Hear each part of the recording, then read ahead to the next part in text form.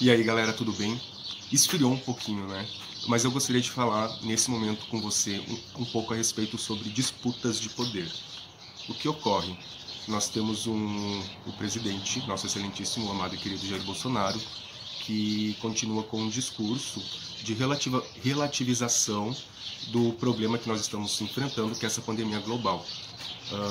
Foi denunciado, aliás, exposto num dos maiores veículos de comunicação do mundo, se não me engano, New York Times ou algum destes grandes meios de comunicação, agora não me vem em memória o veículo certo, que Bolsonaro ele é o único líder do mundo de um país democrático que continua com esse discurso de tentando relativizar, né, o problema e ainda tentando fazer com que volte à vida normal. Ele fala num isolamento vertical ao invés do isolamento social que nós estamos passando hoje.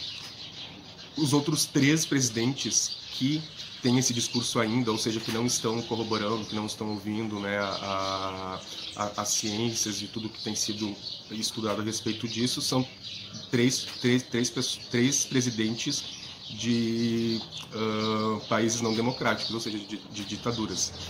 E isso expõe o caráter autoritário, né, do governo do Bolsonaro e as próprias disputas de poder que nós estamos visibilizando hoje no país. Ou seja, nós temos um governo central que está em disputa com os governos estaduais, ou seja, os próprios governadores estaduais não estão de acordo com o que tem sido com as políticas públicas que têm tentado ser elaboradas e expostas pelo presidente da República. Isso está gerando um conflito dentro do próprio governo estadual e no próprio governo federal, e o próprio governo federal, por sua vez, tem as suas disputas de poder entre os próprios ministérios. Ou seja, nós temos um ministro da Saúde, lá o Mandetta.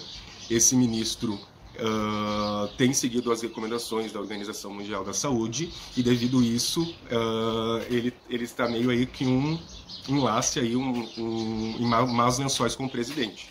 E as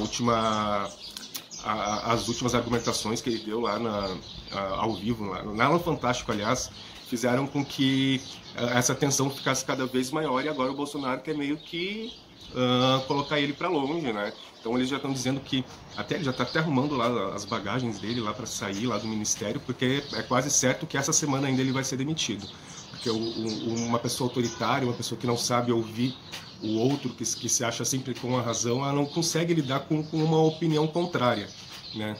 Por que eu estou falando isso? Porque, em primeiro lugar, é interessante falar, ressaltar que, embora a gente já tenha muitos casos, a gente tem mais de 1.500 mortes no Brasil e mais de 25 mil casos no mundo, esses números eles não são reais. Há mais ou menos 4 semanas já foi meio que notificado pelo Ministério da Saúde que nós não teríamos testes suficientes, eles estavam testando apenas os indivíduos, aqueles que possuem grave risco ou estão num grave patamar, então que eles vão fazer o teste, tá? Então esses números não são reais.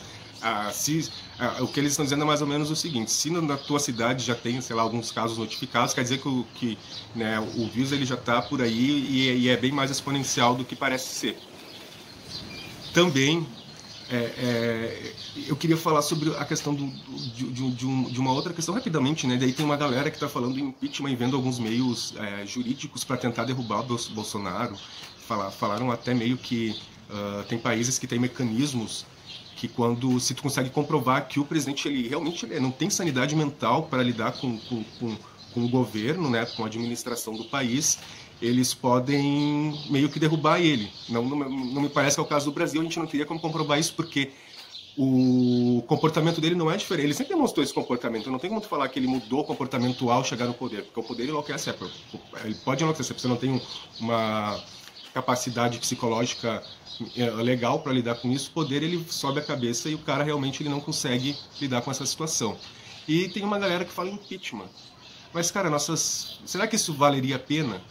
Será que isso realmente valeria a pena para o Brasil? Nós já estamos com nossas instituições tão fracas, a nossa democracia já está tão instável, né? Tirar nesse momento mais um presidente. E será que isso adiantaria? Se o bolsonarismo ele é um fenômeno cultural, isso não o fortaleceria mais ainda? O discurso que ele viria posteriormente dizendo, sei lá, que de golpe, de uma conspiração, não deixaria os aliados a ele, esse 30% da sociedade que está com ele do início, vai ficar com ele até o fim, não ficariam ainda mais fanáticos e ainda não deixaria o Bolsonaro mais forte, talvez até para uma próxima eleição. Cara, a gente não deve alimentar um monstro do autoritarismo. Eu acho que o melhor que nós temos a fazer realmente é manter uma oposição, né, uma resistência, tentar talvez denunciar, expor, demonstrar a fraqueza, a debilidade do pensamento do Bolsonaro para tentar enfraquecê-lo. Não é dessa forma que ele será enfraquecido.